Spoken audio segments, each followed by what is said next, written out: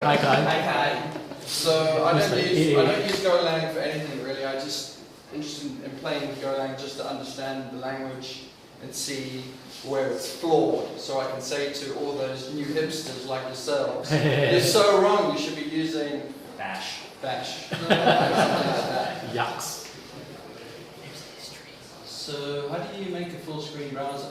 Like that. Yeah. Okay. Using Bash. So the way that I usually write programs, I don't do something trivial or you call it theoretical like writing cat or something. I have real problems to solve, and the real problem to solve was my mother. She's at home with an iPad. I have lots. I mean, you probably have a mother with an iPad, right? And you probably have all your photographs sitting on your server at home instead of Flickr or, I don't know, S3 or something like that. So basically, I have all the family photographs at home on a NAS or something like that, and my mother on an iPad. And she's like, oh, I know the images are there. Can I see them on my iPad?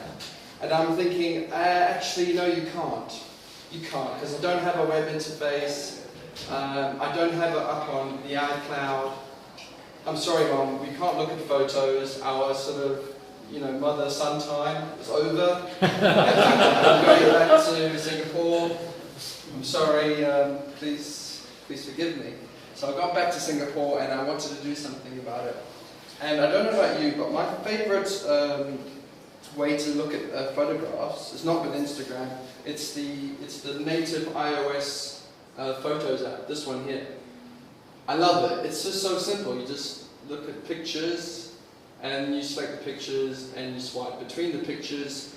That is a good app, in my opinion. So what I was trying to do is replicate the same thing on the web browser, and this is as far as I got. Using Go, and it looks like that. You can see a demo for yourself over here. Open the link in new tab. This is what it looks like.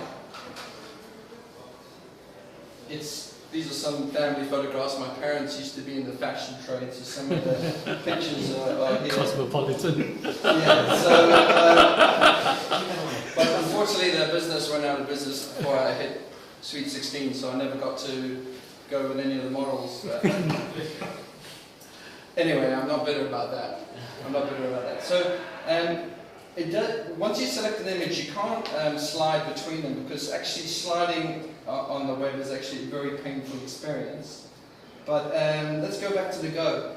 I'm just leveraging the net HTTP thing, and I'm just serving up the images.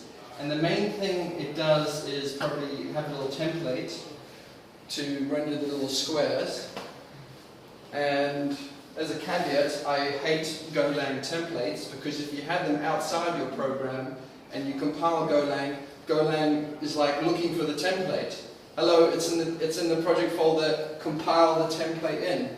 That's one drawback of using HTML templates. Just FYI. And the other thing it does is just resize them.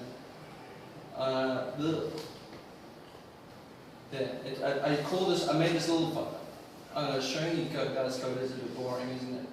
But I used a couple of different ways of resizing things like third-party Golang libraries, and they all sucked. They are so much slower than a native C resize. It blew my mind. Like a native resize of lots of images takes a few seconds. Doing it with this one takes like 40 seconds. It's like 2 seconds, 40 seconds, 2 seconds. That's shit, Golang. That's really shit. It's not C-like performance because unfortunately they don't have the domain-specific libraries like C does and C++ does. So that's really crap. I ended up just doing something which is a bit lame. To make my program really fast, I'm just calling an external C program, just to make it exec that C program and resize to a certain thumbnails very quickly. So all in all, what else is there to say about my learning process? Well, I mean, this took me a couple of months on and off just to fiddle around with this. I know it's not looking like much, and it isn't much. There's no tests. It's just what it is, and it compiles down to like a binary called LK. So now I just go CD into the directory with all the images. I hit LK, and it just creates thumbnails of everything and renders that sort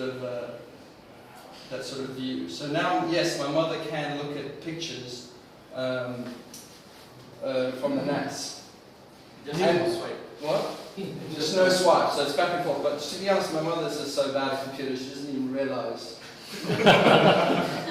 She doesn't even realise, I think. She probably hates me. So that is it. Yeah. So it looks quite good. I mean, you guys should always just check it out. Just go to lk-demo.com. It looks great on mobile. I think it. You know, on first impressions, it does kind of look like the Photos app. So this is a couple of screenshots. This is what it looks like in iOS Safari. I mean, it looks pretty much like the same thing. The only thing is that when you actually do this, you do realize the iOS photos does some nicer things to the images. Like, for example, they look good. And I think the iOS photos actually crops the image and also resizes it. So actually, when you do a typical thumbnail, it doesn't quite do that. Anyway, I think in my screenshot I did crop it just to make it look good.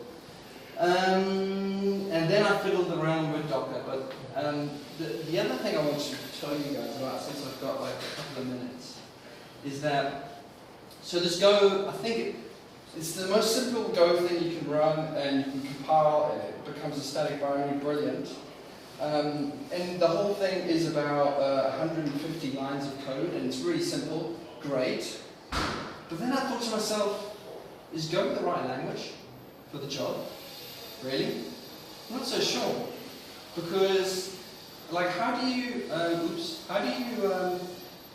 generate lots of thumbnails in parallel? I mean, you could do this in Go routines, but then I thought to myself, well, can you? I didn't even know. This is all new to me. I thought, fuck it. I'm going to go old school, guys. I'm going to write a make file, which is just 18 lines of code. And I can tell you for a fact that this runs crazy fast. If you go make -J4, okay, let me, I think I took a little video just to demonstrate, because I knew I wouldn't be able to connect my computer.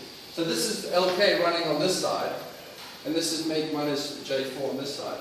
It's not a lot of images, and also just to show that, just to show that I can, launch an HTTP server. I just, have the Python target there too. So I thought to myself, hey, I can write something that is a lot quicker. And of course I need to write an index, and of course I wrote that in shell. So my old school make and shell thing is about 25 lines of code, maybe a fifth of the size. It runs a whole lot quicker. It's easier to debug. Runs in parallel. Runs in parallel. I don't know if Go can handle this, but like, for example, if one of the files gets cuts in half, like you control C while it's generating a thumbnail, is it removing the old one? Is it writing half of the bytes or something? I don't really know, but make takes care of that, so I don't have to worry about that stuff. So yeah, I'm definitely on the wall about Golang actually, because it sucks, actually.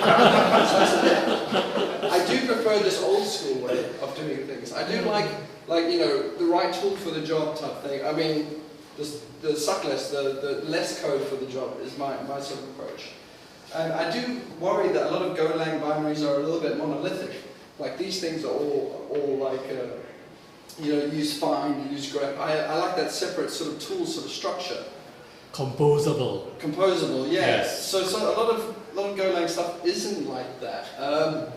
I mean, a lot of it, I think some people who are new to Golang will say, Golang is brilliant because you can compile to ARM, you can compile to Plan 9, you can compile to Android. Well, Android's coming. And that's the most brilliant thing about Go. You can write binaries for all these different architectures just running Gox. It's so easy. Yes, it is easy. Yes, it is easy. But the complexity behind compiling those binaries is quite a lot. And the minute you use C libraries or something in there, you're effed. I'm not going to use the full F word. And some people forget.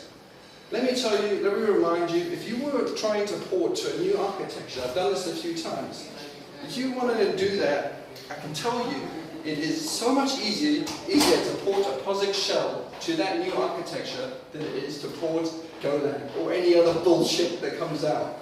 So, and obviously you need make just to build Go and all that other stuff, so then my make is a bit weird. But anyway, you need that. And you need shell, so this will always bloody work. Unfortunately, Android and all those, iOS and all those other shitty architectures make life a bit difficult.